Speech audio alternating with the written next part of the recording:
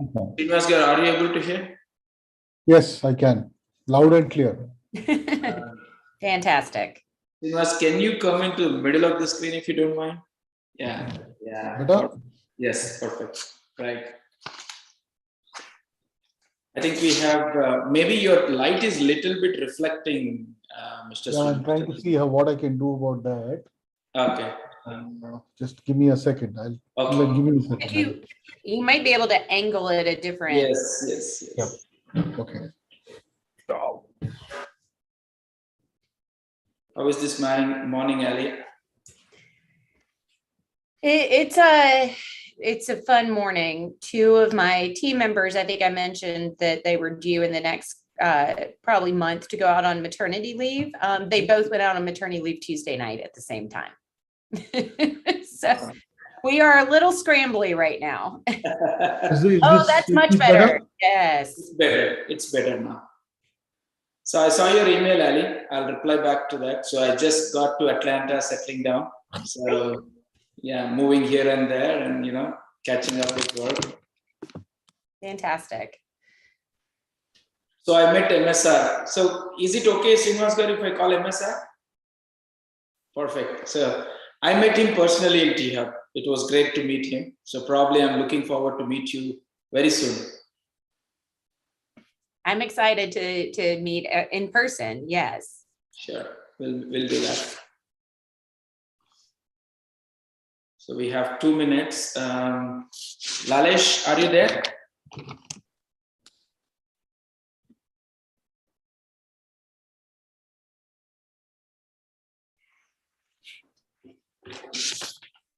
I also opened up for some of the interesting questions across the community, but I received most of them, which covers in all the questionnaire.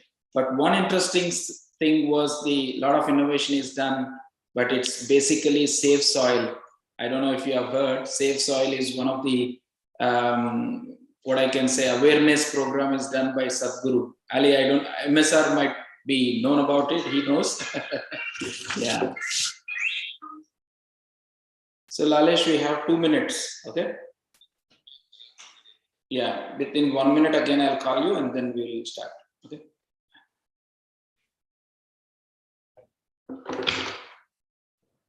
So what are we doing to save the soil, right? We are innovating a lot of gadgets and, disturbing the ecosystem. So how do we incubate and encourage such things to save soil? So I don't know if you are ready to answer that question, then I'll open up that one. Otherwise, we will continue. I will tell them that I will email them with their solution. What you want me to do? You're putting her in a spot. The reason I put, because most of the NRIs respond back to me with questions and they will ask me if they have anything, where to go and how to solve their problems. At the same time, I wanted to respect my guests and see to that what are the good questions. If we don't know, we always can say we'll get back to them. That's it. Yeah, I don't know that off the top of my head, but I have anything that's specific to that answer. We have a lot of companies that do, nonprofits and do societal good, but specifically environmental, not as many right now. Awesome. So I will post that as a question, and then we will get back to them via answers through email or something later at point. That sounds great. Yeah. And I think we are almost on top of the hour, so we'll get started. I'm just starting with him.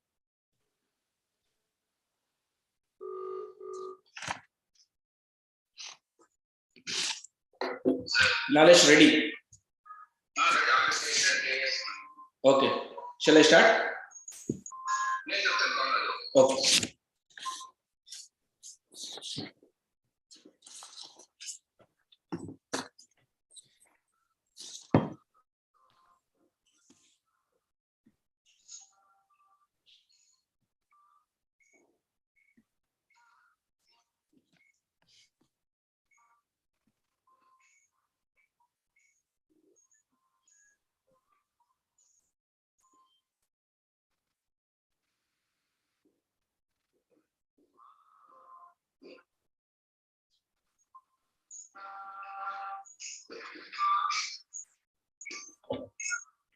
We're already 1 minute late. Just in YouTube already Facebook live. Okay. 600 years. ఒకటి channel మూడు edited 10 seconds అండి. Sure. మరి Okay. కొంచెం నేను count down వచ్చిన ఒక్క second pass చేయండి sir. Sure. Okay ready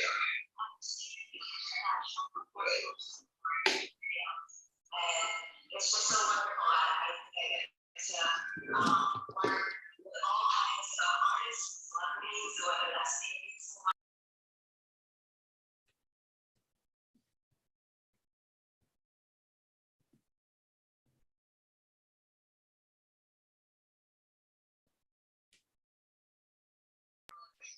don't say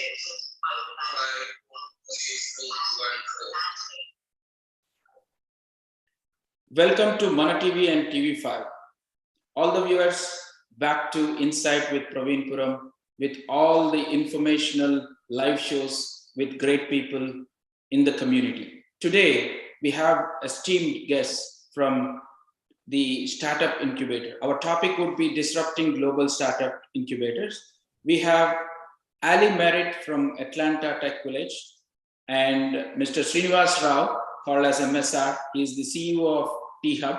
So most of you might have known that is the heart in the Hyderabad. And coming to the show, this show is all about bringing awareness on great topics, which are very, very friendly to the NRIs. Any information, knowledge, achievement can be shared on this show. So just let's get started. I will formally welcome Ali Merritt and MSR to the show. Welcome. Thank you. Thank you. So, Thank you for having us. So let me introduce Ali Merritt and MSR in a short bio, and then I will let them to introduce if I have missed any. So Ali Merritt is the managing director of Atlanta Tech Village and formerly head of community at SalesLoft, where she had been everything from product management to CX to chief of staff. Ali has spent last decade focused on diversity and inclusion in the Atlanta startup community. She has previously organized Atlanta Startup Village and sporadically blogs about tech and startups at Ali in the ATL.com. That's a fantastic profile, Ali, and great to know about you and your work in the startup era. And similarly, I would like to introduce MSR. So MSR is the CEO of T-Hub. As you all know, T-Hub is in Hyderabad, Telangana, and MSR is the CEO, which enables and empowers an ecosystem hungry for innovation. An accomplished serial entrepreneur, MSR has built and scaled businesses across geographies over his 33-year stint in the IT industry. He's a native of Telangana, and he holds an MBA from the Indian Institute of Management, Bangalore, and a bachelor degree in engineering college in OU College of Engineering. With that said, we will discuss more about their achievements and how the startups have been growing. So I will let Ali to introduce more if I have missed any about you, what you want to say to the viewers of Mana TV and TV5. I don't know that you missed anything. I think that it's always interesting when you have to condense your career into a couple of sentences, and what you want people to know about you. The only other thing that I might mention is Atlanta Tech Village is the fourth largest innovation hub in the US, specifically focused on tech. And so I think in a lot of ways, T-Hub and Atlanta Tech Village have a lot in common with our goals and what we're trying to do for entrepreneurs. Thank you, Ali. MSR, please let the viewers know more about T-Hub and what are your achievements. Sure. So I think T-Hub is about 6.5 years old. So obviously, I think for many of the viewers, they will know that Telangana as a state was formed in 2014. It became the 29th state of the union, and the leadership wanted to do something to place entrepreneurship and innovation, at the forefront of everything we do. And so, to put that into motion, T-Hub was set up. T-Hub is a public-private partnership with the government of Telangana, the International Institute of Information Technology, the Indian School of Business, and Nalsar, three academic institutions and the government coming together to set up this entity. And in the last 6.5 years, we started off originally as a co-working space, but obviously we moved on to incubation, acceleration. We also do a lot of work in the corporate innovation space, helping corporates with their open innovation, helping them with integrating with the open innovation ecosystem. Happy to say that in the last 6.5 years, we've had about 1,100 plus companies we've worked with and help them. So I guess the first thing is help them survive, right? One, and second is go on to build. Many of them have gone on to build scaled businesses, have raised close to $4 billion of capital, and have created a large number of jobs in Hyderabad. So yeah, that's a quick snapshot of what we do. Great, MSR. Great to know about the achievements. And just wanted to again set the stage. This is exclusively how to connect, how to bridge between international hubs, right? So for example, T-Hub is in Andhra Pradesh, in Telangana, and also it is in India. And this is the Atlanta Tech Village is in Atlanta. So our aim is basically how to bridge the gap and what type of synergies can be done between the hubs together, right? And second thing, most of the buzzwords, if you hear, entrepreneurship, startups, incubators, right? So how do anyone, if you see today's youth, even I see most of the youth are also inventing, innovating, and coming up with ideas. So how does the youth can come to these incubators? What is the medium they can reach out to us, and how you guys can help them?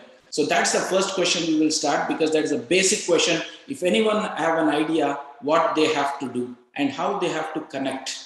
So please, anyone can go ahead, how, what, and how, why they have to come to you. Yeah. If you're okay, I'll start.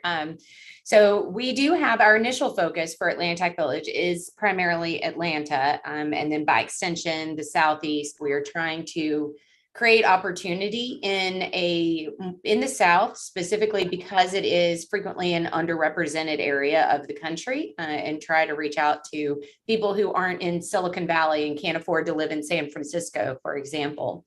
So we do a lot actually with our local communities, both with the universities and their entrepreneur hubs in the local area, as well as hosting high school students, middle school students. We actually hosted a high school pitch competition the other day.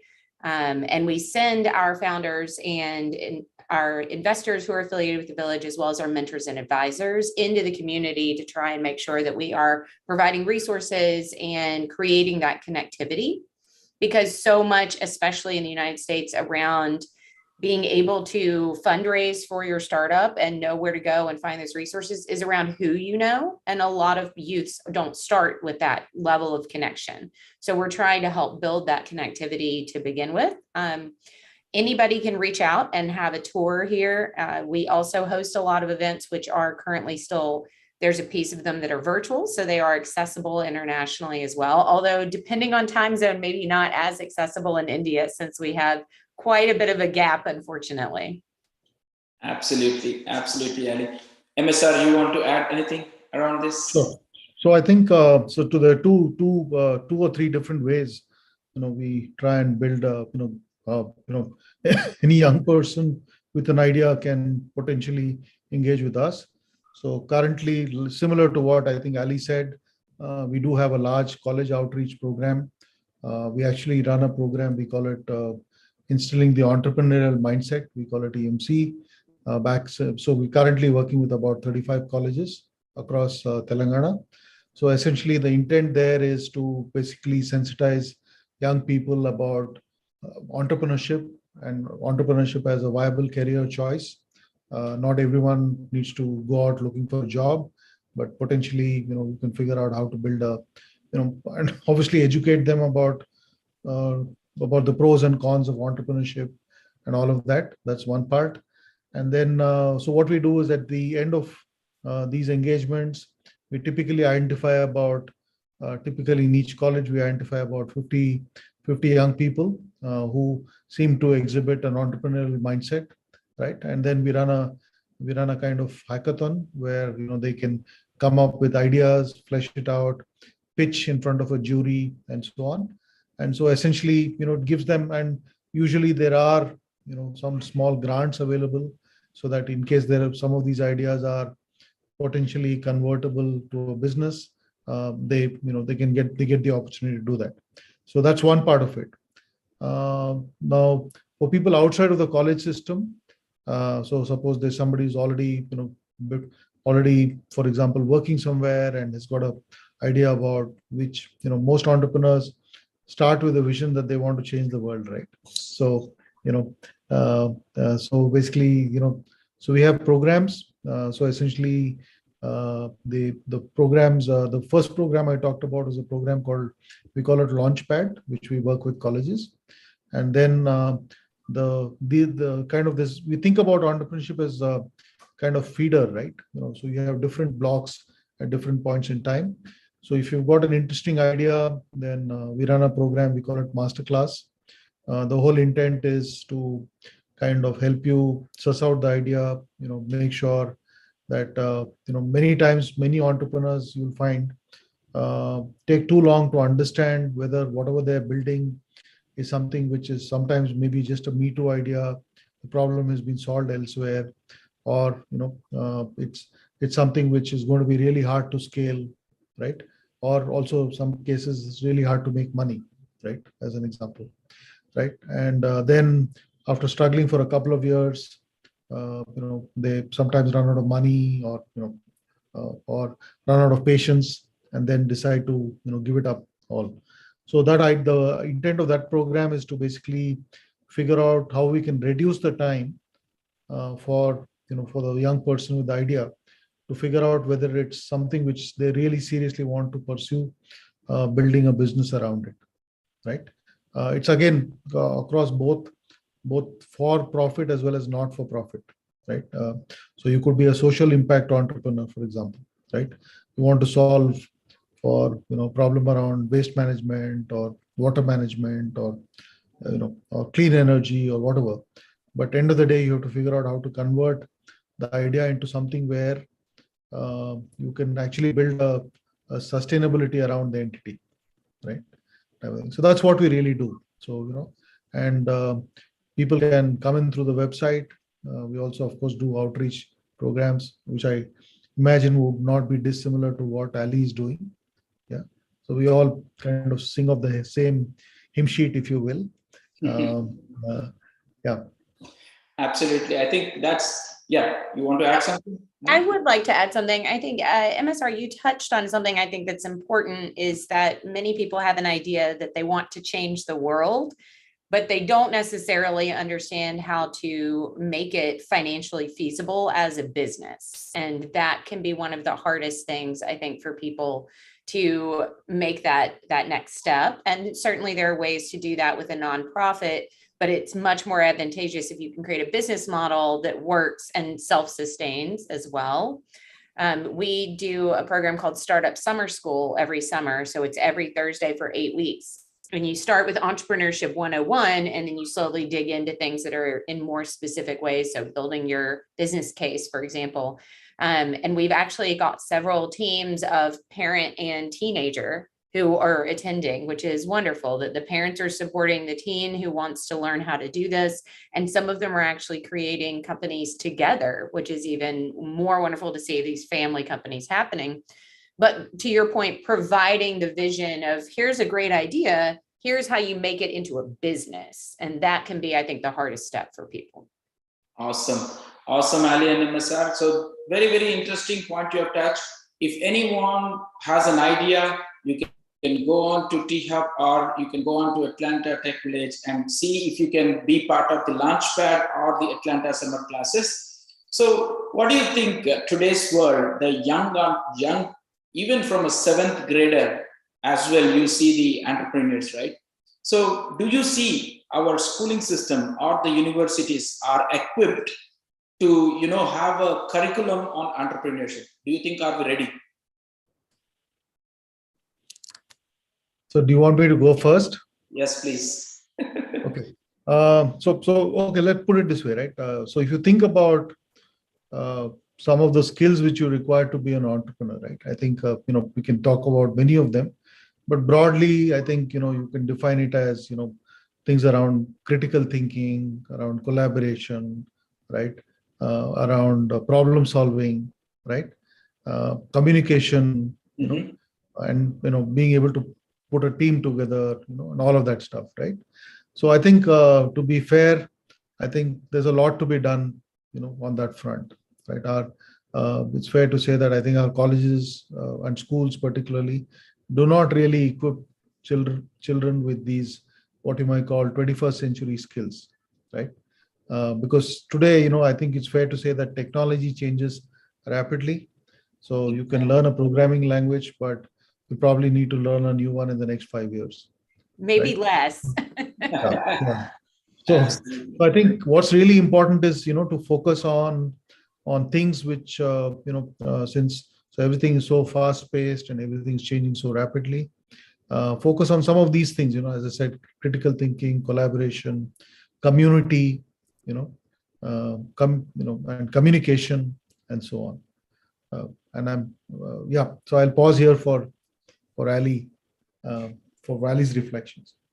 I agree entirely. I think that in a lot of ways, schools and the school system has a formal process that doesn't necessarily allow for teaching critical thinking. You teach a lot of memorization and regurgitation, which works for a school and a testing environment, but doesn't necessarily translate into, to your point, the critical thinking skills, the communication skills, the interpersonal skills that are really necessary for creating a new startup, becoming an entrepreneur. I will say that I've seen more colleges start creating programs specifically focused on entrepreneurship, startups.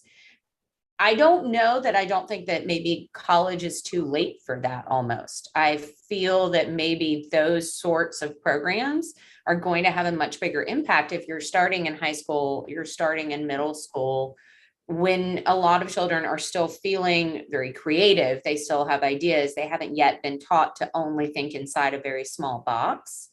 And some of the schools in Atlanta, for example, that are working on a little bit of a less formal curriculum, do things like create entrepreneurship classes. The high school students that I mentioned that we hosted the pitch event for have a semester long entrepreneurship class, and they're juniors in high school. They are 15, 16 years old, and they are in an entire class where they are required to come up with a startup idea from start to finish and then pitch it at the end. And they actually get several $1,000s at the end to take that idea to the next level.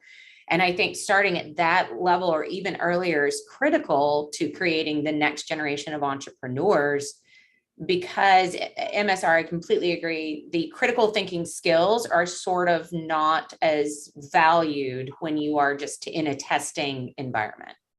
Absolutely. Absolutely. So another interesting question I wanted to ask, because most of whether it is NRIs or anywhere local guys, see, most of the entrepreneurs, if you see, they will be from the urban community, right? For example, there are certain ideas from the rural community as well, but they do not have the awareness. As MSR has pointed, few of the startups, they know what is the idea, but you need to know how we need to put it in place and move it forward. We can't wait years together, right? The world is changing every month. The new technology is coming, and that will be disrupted. So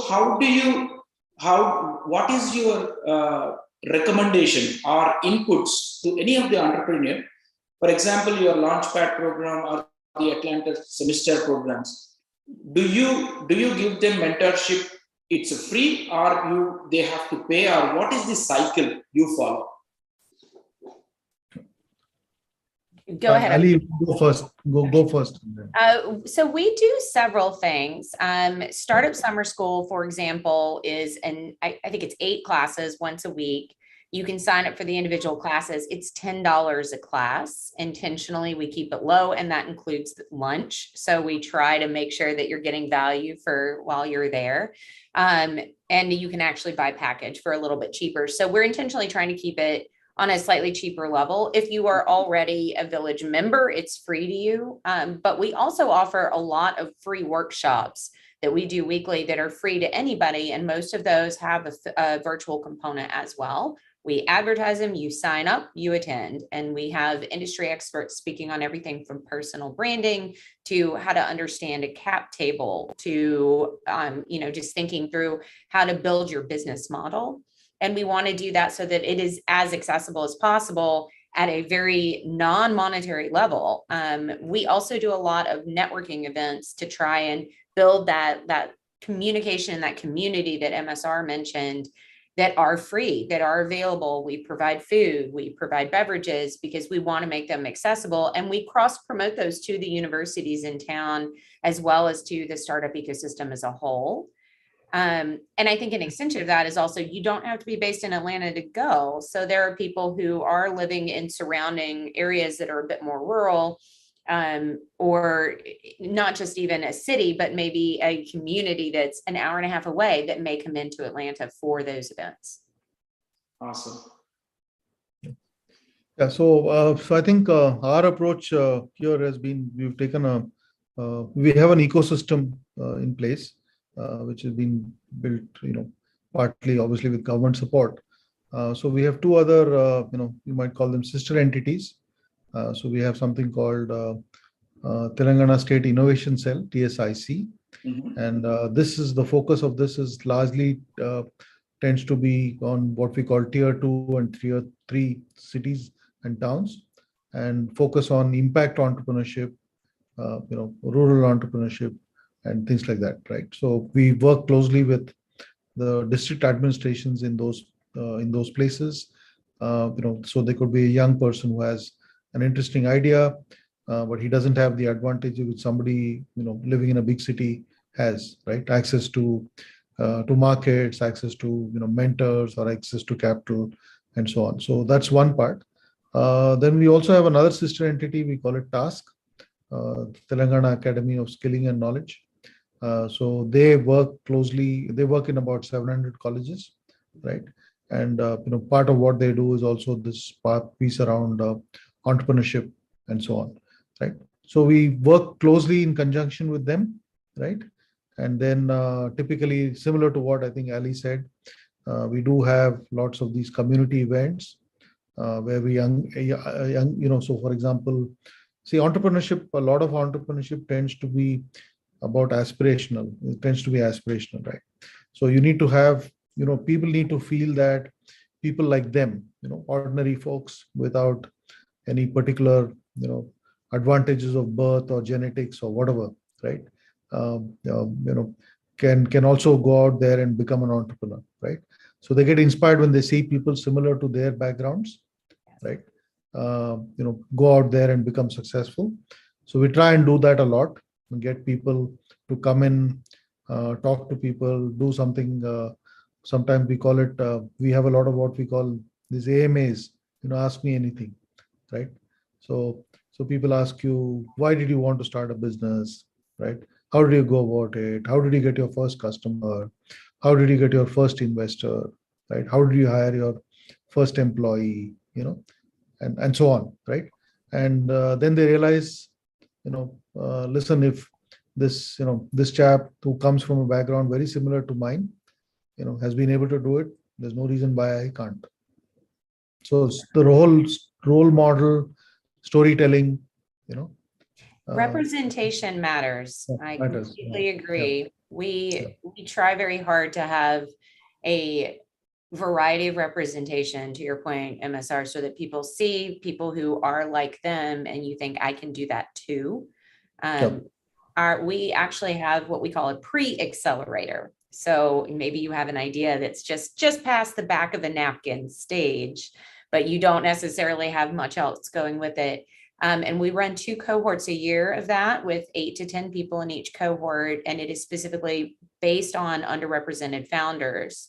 So people of color, women, And it is sponsored by Microsoft for startups, Dell for startups, Audi, and you get non-dilutive capital at the end of it to help you take that next step, as well as we give village memberships at a very large discount so that people can continue the community. And while they're in the cohort, they get a free membership with us to start building that connectivity and allow them access to our mentors and advisors and create that network. And it has, I think we're on cohort number 10 over the last 5 years, and it has made a huge impact in changing the demographic makeup of our ecosystem. And they want to give back then. And so they recommend great people for the next cohort, and it sort of becomes this really wonderful synergistic experience. Absolutely. Absolutely. I think definitely persistence, consistency, and also a passion and storytelling. These are the terms we use for the startups to grow and sustain. So one of the question I wanted to ask both of you, especially on behalf of NRIs, right? So when an NRI carries a visa and come to US, suppose for example, he has an idea. So now touching upon the point on government support, right? There are certain grants which can be availed. How these NRIs can be, so whether they can go for US government or they can go for Indian government. So this is a sensitive topic, definitely, but being an NRI, being here, has an idea, how does he approach for the grants? Where can he approach? That's the question always has in my mind. We are in between. We are neither there or here. So definitely, MSR, I wanted to your thoughts on it. NRIs coming here, having ideas, if they want to fund from India, how this process works, or vice versa. Sure. Now that's a little bit of a hard one, Praveen. So, but I'll try, right? I'll try. So obviously our obvious focus obviously is largely to support business which get built ground up where we are, right? And that's our intent, essentially to, so obviously, as we all know, right, entrepreneurs play a huge role in economic value addition, creating jobs and all of that. And to the extent possible, we'd obviously like those to be happening where we are, right? I'm assuming, I can see, I think Ali is nodding, so I'm assuming she'll probably echo what I'm saying, right? I agree, yes. Yeah. So obviously, and of course, there's also, if we become, for example, if Telangana gets better, obviously India will get better, right? So from that angle, that's how we think about it. But obviously, we also, in terms of, there are a couple of things we do, from a support standpoint. For example, let's say the NRI, for example, wants to come back to India and set up something in India. We do definitely work closely with the government to help them get a soft landing, etc. Help them with the regulatory framework and all of that stuff. But it's fair to say our focus is really more on getting entrepreneurs in Telangana, right, to first start, right, and then to scale. Absolutely. Thanks. I think that gives at least a thoughts to NRIs, and they are comfortable listening this, that you encourage NRIs coming there and for a soft land. So obviously, if anyone reach out to us seeing this program, definitely I will divert to you both, and then you can take it from there. So Ali, you got to say something for especially NRIs here. How do you want to invite them, encourage them? I think much like MSR mentioned, that's a hard question for me to answer for some of the same reasons. One of Atlanta's Tech Village's goals is to create 10,000 jobs in the Atlanta ecosystem in 10 years. We are almost at 10 years, and we are at right around 9,000 jobs created in the local ecosystem. So for us, a lot of it is trying to create, and to MSR's point, to start and then keep people in the local economy to help create more and more in the local economy and grow our area. But that being said, we support entrepreneurship as a whole, anywhere that people are looking to do it. We have a lot of teams who have national or international headquarters, but they have smaller teams who now live here, especially with the new hybrid workforce. And so we do support that. You don't have to be a founder to be the person who's at Atlanta Tech Village or in our ecosystem. You can be a team member, for example. There's also a fair amount from a government perspective. There's a fair amount of government funding with the SBIR, STTR, and several other of the fill in the acronym. The government does love their acronyms. So there's a lot of non-dilutive capital now becoming available. And it's been interesting to talk to people recently and see how people are bridging the gap between the government and how they talk about capital and startups and what they think of, and how the rest of us think about entrepreneurship, and how do you streamline that process to be able to create a connectivity of somebody who has a really great piece of technology that doesn't necessarily understand how to get it into something that might make a governmental impact. And government doesn't have to mean, for example, military. It could be something where a city needs a piece of technology to be able to support the local infrastructure. So there are a lot of opportunities there that I think that people are just now finding out about. And we partner with several teams that have been both on the government and military side and on the startup side, so they understand how to speak the language of both. Awesome. Thank you, Ali. That insights definitely helps all of the viewers to know more about the government funds. And in the interest of time, I would extend like 10 minutes and ask a few rapid questions to you both. So why don't you give, what is your signature event? Ali and MSR, you can tell what is your the signature event of both of the companies. Can I pick two? Yes, please. I would say that first we have a bi-monthly pitch event. So every 2 months we have Atlanta Startup Village. We have 5 companies. They get 5 minutes to pitch. And then at the end, we have an audience vote, and the crowd favorite from a whole year's worth then compete against each other at a pitch off, and they get free access to the village plus parking for a year. So we do that every other month, and it's been going on for 9 years. So we've had 9 times, 12 months and all of the startups. So we've had a huge impact on that. And then our other large event is called Pitch ATL. Also a pitch competition, but it is a curated list of local startups, not just ones who are members here, but of the Atlanta ecosystem. And we intentionally bring in about 125 investors nationally and internationally, and have the companies pitch to them. It's very high value, it's invitation only, and it's meant to get startups that are in the process of funding that have a really great runway visibility directly into the investors. So I would say those are probably our 2 flagship, one which allows any entrepreneur to apply and pitch their idea, and one which is a bit more curated. Awesome. MSR. Yeah, so on similar lines, so one is we do these we call it pitch days, similar to what I think Ali was talking about, where we curate set of startups, and that's a curated program, so it's not open to everybody.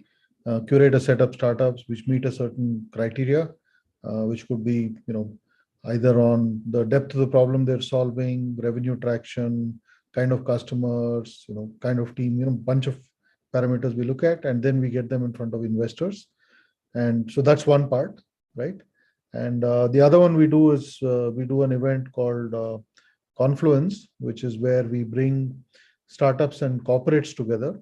So essentially, for example, let's say we identify startups in a few domains, which could be, for example, healthcare, it could be in sustainability, it could be in ed tech, it could be in fintech, and so on, right? And then go out and ask corporates, corporate large companies, to help put together problem statements, right? Listen, we're trying to solve this problem, and is there a good startup out there which is already partially cracked the code, if you will, and then play the role of a kind of honest matchmaker, which is get the startups in front of the corporates.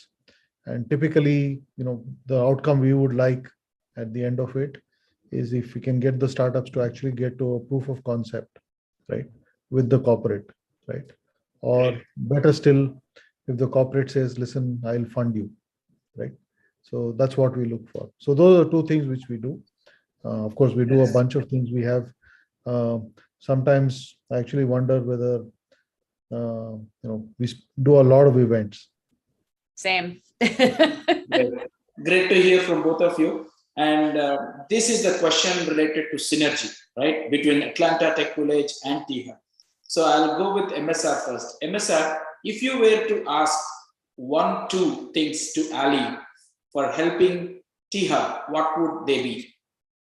Sure. So I think I'll just start with a very simple.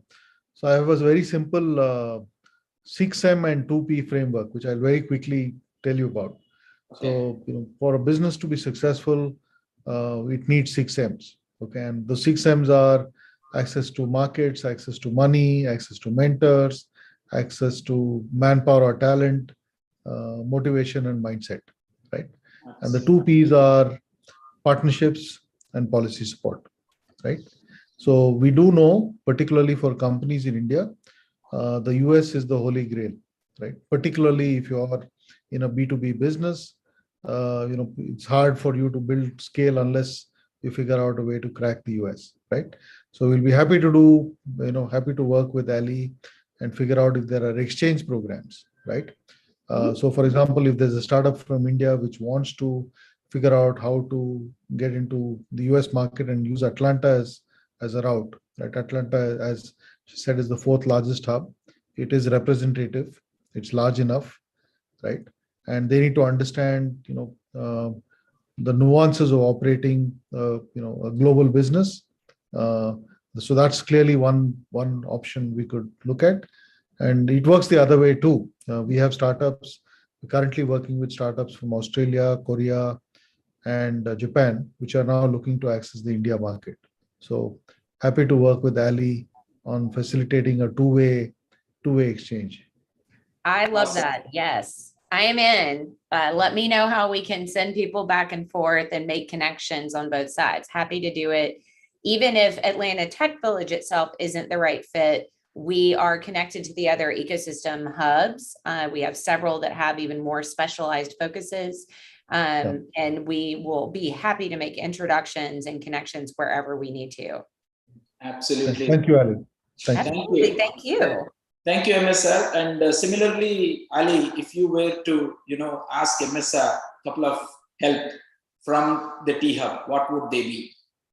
I think it's actually interesting that MSR, you mentioned that B2B is hard in India. I think the opposite is true in the US, is we do a lot of, especially in Atlanta, we do a lot of B2B.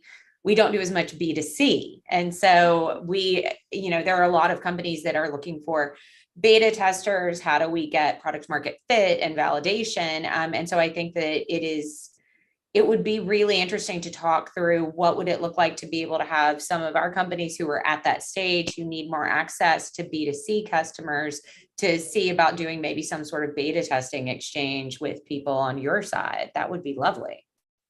Sure. Absolutely. That's a conversation we should have, Ali. I would love that. We can help on both sides. It's mutually beneficial. That's the whole point of this meeting, Yes. Well, Ali and MSR. If you see, I'm not touching on the numbers. I'm not touching about your everything, but I wanted to capture a simple human, if he has an idea, what he has to do, and how Indian startup and also the US startup need to help from the talent perspective, from the investment perspective, from the mentorship perspective, right? So that is the main interest. I wanted to, being in Atlanta, I wanted to make a sister city, right? You heard about sister city concept between Hyderabad and Atlanta. So definitely Ali and MSR, I'll be conversating with you more on this to understand and how we can synergize on this.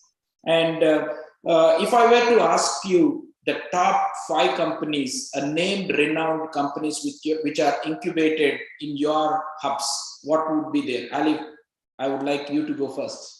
Oh, that are currently incubated or that are graduates, because we are lucky that we have 2 unicorn graduates that started at Atlanta Tech Village. Calendly started here. Tope, the founder, had a hot desk. He didn't even have a full reserve desk. He just had a floating membership. And SalesLoft was also started here. And so between those and our other graduates, we've raised, I don't think it's actually quite as much as MSR's team's raised. I think you mentioned over 4 billion. I think we're somewhere just over 3.5 billion, but we'll work on it.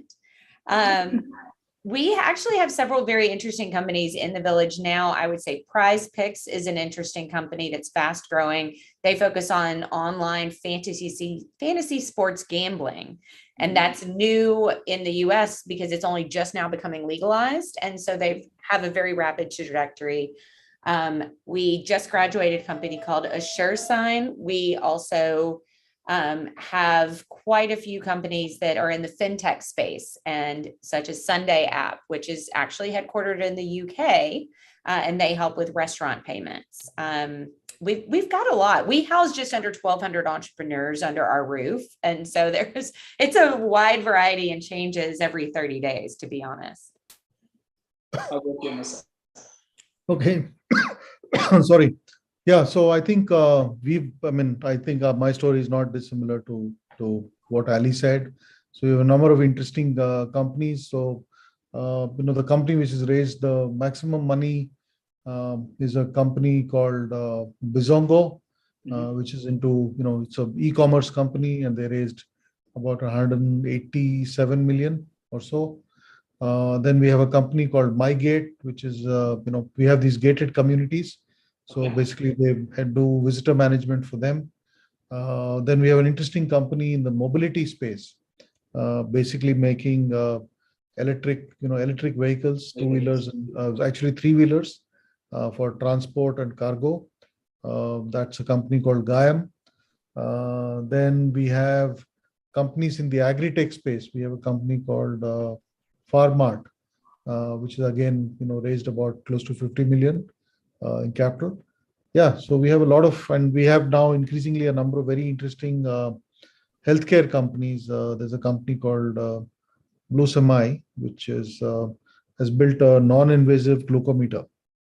Okay, and so as you know, India is probably the diabetes capital of the world. So they're solving both a social problem as well as building a nice business around it. Yeah, so we've got a lot. I mean, I can go on. It's hard to narrow it down. That's great to hear. That's great to hear, MSR and Ali. And one other thing would be definitely cross-exchange of the ideas, right? If any of the idea is successful in India, how that can be translated in US, and similarly vice versa. So we can, in more conversation, we can learn. And last topic I would touch upon would be, if any of the new young entrepreneur comes to you, what are the support from the ecosystem perspective? Can you elaborate to our viewers what you can do if an idea if idea is pitched to you? How do you translate that idea into an opportunity or a final product, and how much time it takes typically, and what are the steps you follow? High level. That's a whole other podcast here. That's a big answer, Praveen. It is. How much time it takes is very variable, depending on what the idea is, how experienced the founder is, what connections already exist. Is it greenfield, so it's a brand new idea, or is it in a space that there's already players? There's so much nuance in how quickly something can come to fruition. Not the least of which you think about success stories like, I'm going to use Angry Birds as an example only because it's a game app that somebody put together very rapidly and suddenly became very popular. And that wasn't necessarily marketing, looking for an audience, product market fit, or anything else. Things like MSR mentioned, things with logistics, for example. So Carpool Logistics is one of our fast growing companies. They transfer literally cars from one place to another. And they were working and doing really great. But when the pandemic hit, they suddenly became very popular because people were buying a lot of used cars. That's not something you can anticipate necessarily happening, that a global pandemic is going to cause a car shortage. So there's always, I think, a lot of variables in that. For us specifically, we offer access, again, to ideas, talent, and capital. So when you join the village and you start going to our events, we specifically make introductions and have a strong network to investors, as well as banks. For example, Silicon Valley Bank is one of our partners, and they do a lot of work around creating alternative capital sources. You don't always have to sell a bit of your shares to a VC. And then again, access to our mentors and advisors who are experts in a variety of different areas. Some of them are existing VCs or are enterprise executives. And so they can give you access to the different Fortune 500 and Fortune 100 companies based in Atlanta, much like MSR's program where they do corporate matching so that you get into the corporations and they might even buy you. Awesome.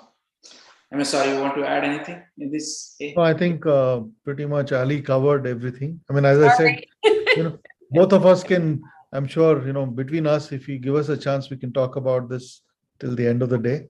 So, but I kind of try and let me say, I would largely echo what Ali says on this one. And obviously there will be some local variations because we're two different places. But by and large, I think the approach, the philosophy remains the same. Thank you. Thank you so much for your time. And the final message from you, what are the characteristics for being a good entrepreneur? If you can let the viewers know, we'll close this. And in future, definitely we'll have more sessions on funding and whatnot on the entrepreneur startup cycle. I will definitely take your help. So final message from you both to become a good entrepreneur. MSR, why don't you start? So first be passionate about what you do. Yeah, I think that's the number one thing. Second, be resilient. Yes. Third, be prepared to work very hard. Okay. Absolutely. And fourth, be prepared to get lucky. Yeah. I don't know that I have much to add to that. I was thinking of resilience as really flexibility. Be prepared to pivot on your idea. Don't think that the way that you first thought about it is the way that it has to go. Be prepared to get advice and feedback and market validation and make tweaks and changes and pivot with where you thought you were going to somewhere new. So be open to that.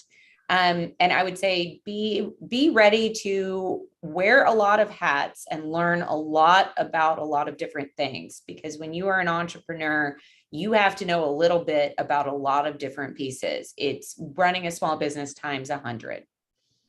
Sure. I think I'll just add one last thing to that. Be humble. Oh, yes. Absolutely. Being humble is very, very important.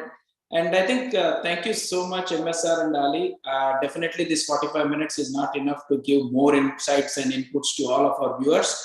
And we will be constantly in touch with you if you have any questions for all our NRIs, anyone who comes up with an idea. I'll definitely facilitate this in future.